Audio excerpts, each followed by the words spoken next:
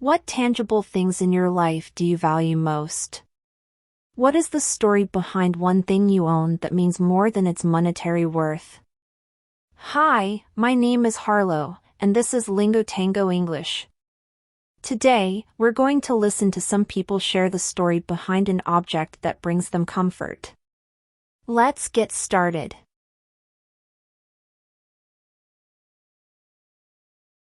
Sentimental. Of all words, I'd never expect that word to describe me. That's until I really thought about it. I really do have a sentimental object. My object of choice? A pen. For context, I've always liked writing my own stories, ever since kindergarten, where I would doodle on the back of test pages and jot cartoons in the margins of my notebook. When I got to the 3rd grade, would start buying extra composition notebooks, just so I could jot a few words while I sat on the bench during recess, or while I was eating at the tables during lunch. Slowly, those words became sentences, sentences became paragraphs, paragraphs became chapters, and soon I had finished my first book. And what did I write my masterpiece of a novel with? A pen. A pen that sat through weeks of effort, weeks of non-stop writing, weeks of sneaking my notebook into PE and after-school club. A pen that came in a pack of 6 from the Staples sale bin. It was a normal pen, not too fancy with the metal shenanigans. It was quite simple, really, just your average Joe, run-of-the-mill, black gel pen. Yet, when I had finally used it up, used every bit of the ink it contained, I could not bear to throw it away. I still have it to this day. It sits in a glass jar, inches away from my computer. Although there are many just like it, that pen is mine and mine alone. It is, and forever will be, a reminder of my hopes and hard work I put in to see my stories live.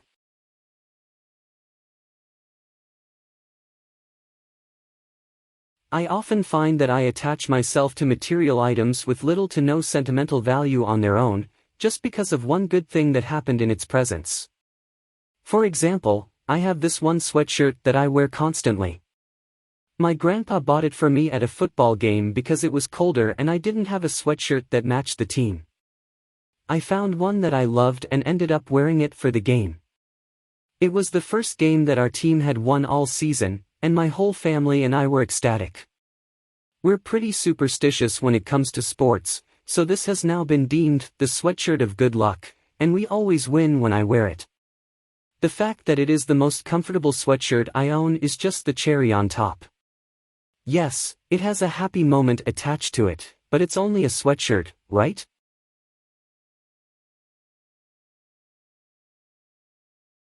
I hold extreme value in photos to the point where I take so many it can be considered excessive. However, I think that a photo, the documentation of life, can be extremely precious. I love looking at old photos and getting sentimental or nostalgic. It's bittersweet obviously, but less bitter than sweet. Looking at where you've come in life is important to help you realize who you are and where you want to go. I used to not like taking pictures or photos with people, but now I go out of my way to do it.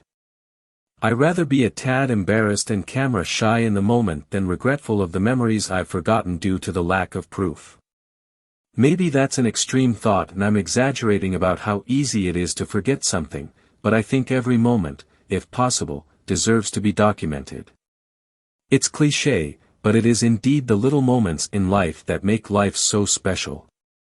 Every moment, experience, second, minute. They all hold the same amount of value as each other in my opinion. Maybe I sentimentalize too much, but I don't care. I think I'll enjoy life more this way because I'll be living in the moment always, and yet almost always capturing the moment simultaneously. I can't wait to be 60 and look at my photo album of all the photos I took when I was 16. Photos and documentation allow me to value time more, and perceive it in a more accurate manner than I would if it were just slowly fading away. I have quite a few personal items that bring me comfort almost every day. As a whole, I just enjoy my room. My room gives me a place to cool off, and lets me feel calm and comfortable. I like to decorate my walls with items I love and paintings I draw, which makes me feel even happier in my own space. Picking out my own furniture and items to put in my room made me feel I was able to express myself and put in effort into something I could feel excited and proud about later. The feeling of tranquility and relaxation is always important because people should be allowed to enjoy at least small things in life. For example, a blanket, a stuffed animal, a piece of jewelry, or even a clothing item. Having just an ounce of something that belongs to you, and is special, can make such a large impact on the way you live your own life.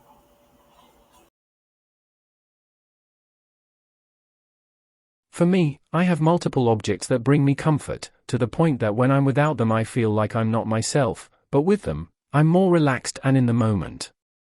One of these is my watch. It's a Garmin Instinct. I've had it for about a year. I think the reason it brings me comfort is that it reminds me of my dad, who is my biggest role model. He's always worn a watch, and wearing one makes me feel similar to him, and more of a man. I took after him in that I hate being late, and having the watch helps me stay on top of things.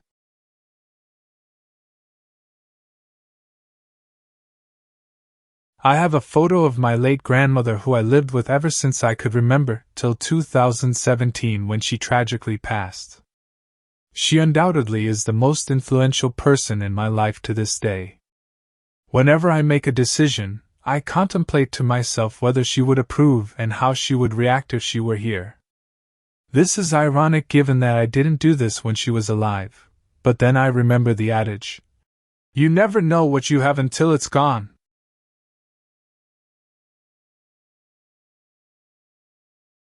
I have always attracted clutter. You can make me clean my room, but there is no point because by the next day it will be right back to how it started. This isn't because I'm lazy or a slob, at least that's what I like to tell myself. I am a person who needs my own space where I am in control and can recharge. A pristine room feels cold and desolate, but when I walk into my room and see yesterday's clothes in the corner and my records spread across the desk, I feel safe and cozy. I think part of what I like about a cluttered room is that it feels smaller. That might sound weird, but I have always liked smaller spaces. It feels more cozy and intimate to me. I also like the car for a similar reason. One of my favorite things to do when I am anxious or sad is to go for a drive. It makes me feel in control, and the car is a place that I can think of as my own. A comfort item of mine is this giant crocheted blanket. My grandmother had dementia for the last years of her life. I would go take care of her every Monday, and almost every Monday, she would have a new little blanket that she crocheted for me. She would always forget that she had already made me one and I didn't have the heart to tell her, so I ended up with a collection of little blankets. When she died, I decided to take all of the blankets that she had made me and crochet them together into one giant blanket. Now, whenever I need a pick-me-up, I can wrap myself in that blanket and imagine that she is giving me a big hug.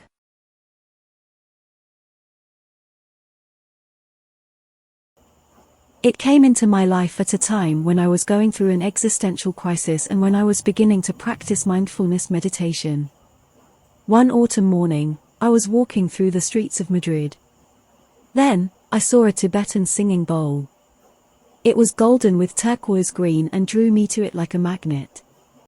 I felt a sense of well-being and peace. All my attention was focused on that object. It came from a remote place, from the highest mountain range on Earth, the Himalayas. Since then, it has accompanied me on my life journey. Years later, it is the only thing I have from that stage of my life. Now it is sitting in my library, surrounded by books, next to me and reminding me that it is there. I like to be in contact with my bowl when I need to feel better and relaxed in order to reduce my stress and increase my mental clarity. Such heartwarming stories, right?